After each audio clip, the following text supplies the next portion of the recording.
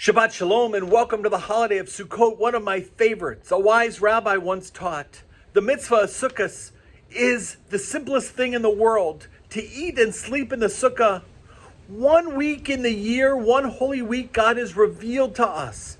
And we have the privilege of knowing that bricks and roof, money and bank accounts, jobs and honor in this world are not what make us secure. On Sukkot, we are privileged to live in the holiness of space and the holiness of time. The power of Sukkot is that it takes us back to the most elemental roots of our being. We don't need to live in a palace to be surrounded by the clouds of glory. You don't need to be gloriously wealthy to buy yourself the same leaves and fruit that a billionaire uses to worship God.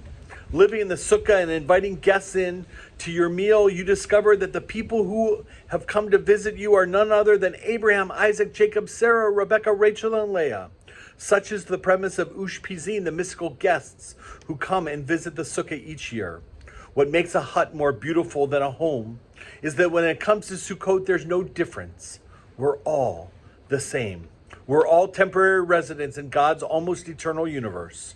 Sukkot is the time when we ask profound questions of what makes a life worth living.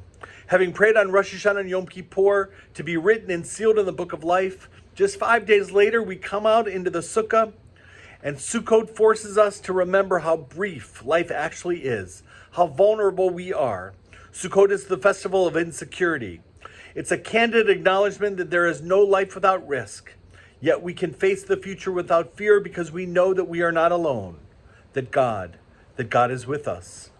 Sukkot reminds us that God's glory is really present, even in these small little huts that Moses and the Israelites built when they wandered through the wilderness. And so we look up and we see the stars and we know that we're part of a beautiful, beautiful world. May this truly be Zman Simchatenu, the season of our rejoicing. Happy Sukkot.